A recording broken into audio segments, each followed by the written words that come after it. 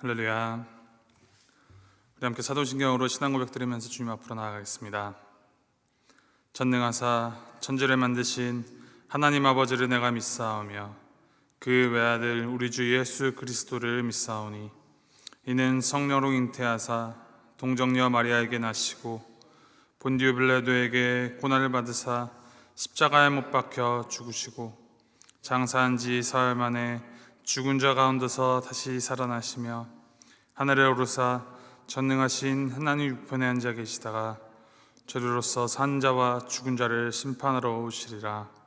성령을 믿사오며 거룩한 공회와 성도가 서로 교통하는 것과 죄를 사하여 주시는 것과 몸이 다시 사는 것과 영원히 사는 것을 믿사옵나이다. 아멘. 찬송가 374장 함께 찬양하시겠습니다. 374장 나의 믿음 약할 때 함께 찬양하시겠습니다.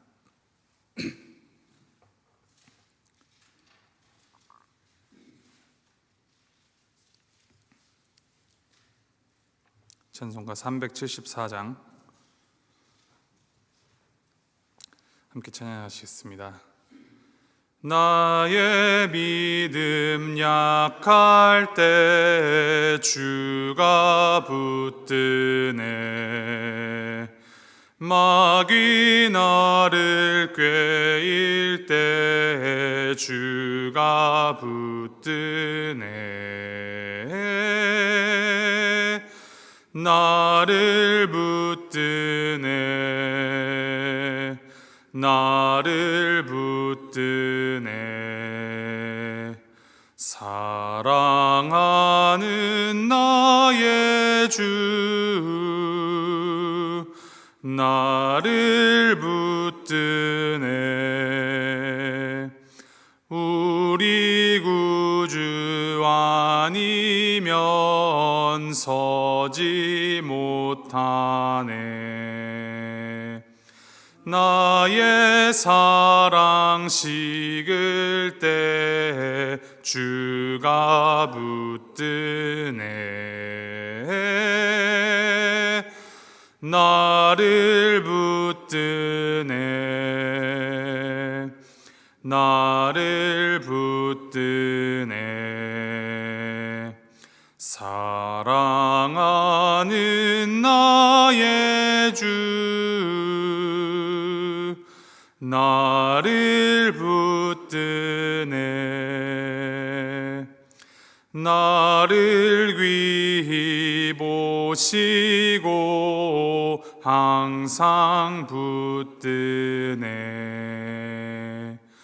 구원 얻은 사람을 항상 붙드네. 나를 붙드네. 나를 붙드네. 사랑하는 나의 주 나를 붙드네. 나의 영혼 약할 때에 주가 붙드네. 피를 흘려 샀으니 주가 붙드네. 나를 붙드네. 나를 붙드네. 사랑하는 나의 주 나를 붙드네. 아멘. 하나님께서 오늘에게 주신 말씀 베드로후서 2장 1절부터 11절까지 말씀입니다. 베드로후서 2장 1절부터 11절까지 말씀 우리 함께 한 절씩 교독하시겠습니다.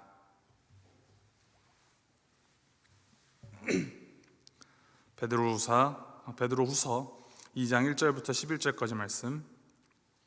1절 말씀 제가 먼저 읽습니다. 그러나 백성 가운데 또한 거짓 선지자들이 일어났었나니 이와 같이 너희 중에도 거짓 선생들이 있으리라.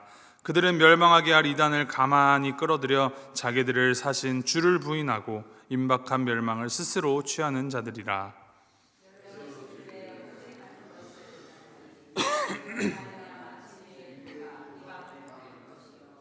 그들이 탐심으로써 지어낸 말을 가지고 너희로 이득을 삼으니 그들의 심판은 옛적부터 지체하지 아니하며 그들의 멸망은 잠들지 아니하느니라.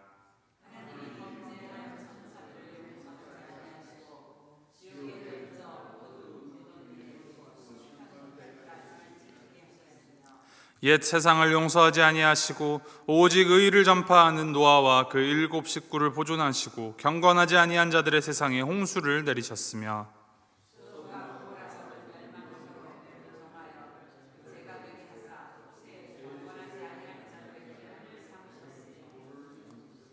무법한 자들의 음란한 행실로 말미암아 고통당하는 의로운 롯을 건지셨으니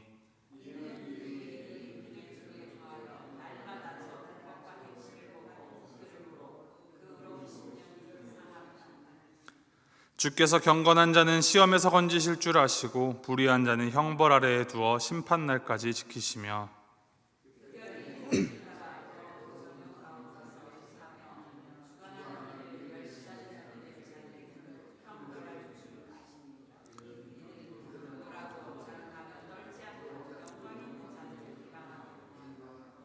(11절) 함께 읽겠습니다.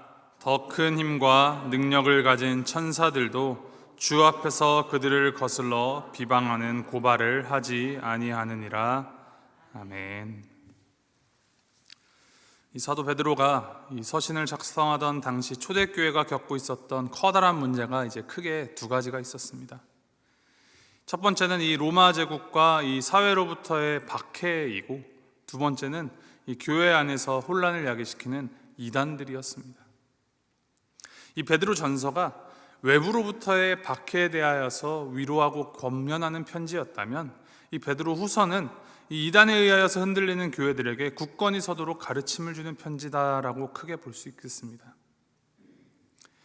베드로는 이 앞선 1장에서 거짓 교사들의 위험에 노출되어 있는 이 초대교회 성도들에게 그들이 받게 된 복음은 꾸며낸 얘기가 아니라 구약 성경 말씀에 기록된 그 약속들의 성취이며 베드로 자신이 직접 만나고 겪어왔던 살아계신 주 예수 그리스도를 통해서 알게 된 진리의 말씀이다라고 증언하였습니다.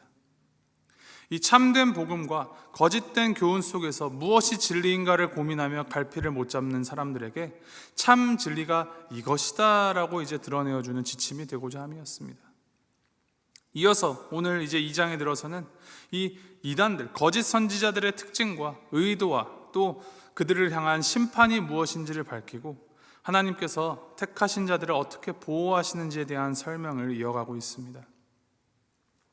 1절 말씀에 보면 이단에 대하여서 베드로는 가만히 끌어들이는 자, 주를 부인하는 자, 그리고 임박한 멸망을 스스로 취하는 자다라고 설명을 합니다. 이단이 스스로를 이단이다라고 말하는 이단은 하나도 없습니다. 모두가 자기는 정통이다, 나는 이단이 아니다라고 말을 합니다. 바로 이 점이 무서운 점입니다. 가짜 휘발유에 가장 많이 들어가는 것이 무엇인지 아십니까? 휘발유입니다. 물을 넣으면서 우리가 휘발유를 넣는다라고 하지는 않습니다. 그런데 진짜 휘발유에 불순물들을 섞어 넣어서 그렇게 섞어내면은 가짜 휘발유가 되는 것입니다. 마찬가지입니다. 이단들은 자신들을 이단이다라고 하지 않습니다. 우리도 교회입니다, 우리도 믿습니다 라고 하면서 그 믿음이라는 것에 불순물을 가만히 섞어 넣기 때문에 그것이 이단이 되는 것입니다. 그래서 그 이단을, 가짜를 분별하기 위해서는 진짜가 무엇인지를 바로 알고 그 진짜인 우리 하나님의 말씀과 예수님이 가르치신 그 복음의 정수를 지켜내는 것이 가장 중요합니다. 베드로가 말하는 이 이단은 교회에 가만히 조용히 들어와서는 자신들의 목적과 자신들을 위한, 그리고 자신들만의 이해로 이 복음을 비틀어 버립니다. 그들은 예수님의 주되심을 부인하고 또 부정하며 2절 말씀에 보면 그에 따라 방탕하고 방종한 삶을 사는 호색하는 것들을 따르는 자들이라 합니다. 그리고 3절을 보면 탐심으로 지어낸 말을 가지고 자신의 이득을 취하는 자다 합니다. 사리사욕이 그들의 목적이 된다라는 말입니다. 이 말을 우리는 잘 생각해야 합니다. 이단이라서 사리사욕을 채우려 거짓을 말한다는 말을, 이것을 거꾸로 뒤집으면 사리사욕을 채우고 나를 위하여 거짓을 말하면 내가 이단이 된다는 말과 같습니다. 나는 예수님을 믿는다 하면서 여전히 자기 자신만을 사랑하고 나의 즐거움과 나의 쾌락을 추구하며 나를 위하여 거짓을 말하고 가만히 다른 사람들의 마음을 뒤흔드는 것, 결국 그 길이 이단이다라는 말입니다. 그리스도를 믿는다면, 내가 진짜 신앙인이라 말한다면 주님께서 가르쳐 주신 그 복음에 입각하여서 그 믿음에 따라 실천하는 삶을 살아야 합니다. 그것은 곧 영생을 소망하는 삶이고 경건을 추구하는 삶이며 하나님을 사랑하고 이웃을 사랑하는 삶을 사는 것입니다. 이어지는 4절부터 10절까지 말씀을 보면 이단과 거짓 교사, 그리고 그들을 따른 이들에게 임할 피할 수 없는 하나님의 심판에 대하여서 말을 합니다. 범죄한 천사들, 이 노아의 홍수 시대의 사람들, 그리고 소돔과 고모라의 심판을 이제 예로 들고 있습니다. 이들은 자기 자신을 하나님과 같이 여겼고 하나님의 말씀을 소홀히 여겼으며 자기의 욕망과 탐욕만을 추구하며 살았던 자들입니다. 그들은 자신들이 영원할 것이라 생각하였지만 결국 심판을 당하고 맙니다. 하나님을 모르는 삶, 거짓 선지자들과 같은 삶의 결과가 얼마나 비참한지 그것을 보여주고 있습니다. 그러나 고난과 역경 가운데에서도 그 마음의 중심을 하나님께 두고 하나님을 바라보며 충실하고 겸손하게 주님을 따랐던 자들에게는 말씀에서 언급하는 노아와 식구들, 또 롯 구원을 받았습니다. 베드로는 이러한 역사들을 다시 한번 상기시키면서 모든 성도들의 마음의 중심을 무엇에 두어야 하는지를 분명히 선포하고 있습니다. 9절 10절 말씀입니다. 주께서 경건한 자는 시험에서 건지실 줄 아시고 불의한 자는 형벌 아래에 두어 심판날까지 지키시며 특별히 육체를 따라 더러운 정욕 가운데서 행하며 주관하는 일을 멸시하는 자들에게는 형벌할 줄 아시느니라. 하나님의 심판의 특징입니다. 경건한 자들은 시험에서 건지실 것이요 회개하지 않는 자, 그 불의한 자들은 심판의 날까지 그 형벌 아래 두실 것이다 라는 말씀입니다. 이것은 두 가지 메시지를 우리에게 주고 있습니다. 첫 번째는 심판의 엄밀함입니다. 심판의 엄밀함이란 이 하나님이 주신 회개와 기회, 이 때를 가벼이 여기며 헛되이 받는 자들에게는 누구라도 피할 수 없는 심판이 반드시 엄밀하게 임할 것이다 라는 그 경고의 말입니다. 두 번째는 구원의 확실성입니다.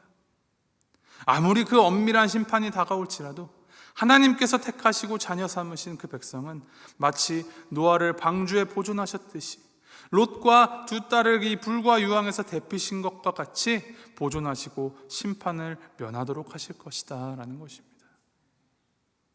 이 하나님의 심판 보면서 우리는 어떤 삶을 살아야겠습니까? 어떠한 길을 걸어야겠습니까? 이 말씀을 받는 우리가 해야 할 일은 거짓의 길, 이단의 길에서 떠나서 주님 앞에 회개하고 이 구원을 허락하시는 주님 안에서, 그 복음 안에서 살아가는 것입니다. 신천지라든가 통일교, 몰몬교 같은 이단들과 싸워서 그들을 몰아내고 이것이 이단인가 아닌가 따져가며 거짓을 정죄하는 것, 물론 우리가 간과해서는 안 되는, 반드시 경계해야 하고 주의를 기울여야 하는 일입니다. 그러나 그것보다 우리가 훨씬 더 힘을 쏟고 마음을 쏟고 삶을 기울여야 하는 것은 바로 내가 예수 그리스도께서 그 핏값으로 주신 복음을 얼마나 받아들이고 그 복음을 얼마나 삶으로 살아내는가, 내가 이 믿음을 나의 삶에 얼마나 적용시키는가, 내가 바른 그리스도인으로 살아내고 있는가, 그것이 훨씬 더 중요한 일입니다. 거짓 교사와 이단에 대한 심판은 주님께서 하십니다. 우리는 주님께 맡기고 주님께 붙들린 삶을 살아가서 구원을 얻는, 또 구원을 얻은 삶을 살아가는 것이 우리의 사명이자 부르심임을 기억하십시오. 이것을 기억하시면서 오늘 살아갈 때 내 안에 그리스도가 살고 또 그리스도가 내 안에 사는, 나를 위한 삶이 아닌 그리스도를 위한 삶을 살며 나를 통하여서 이 주님의 그 빛과 소금의 맛이 전해지는 오늘 하루 살아가시기를 주님의 이름으로 소망하고 축복합니다. 함께 기도하시겠습니다.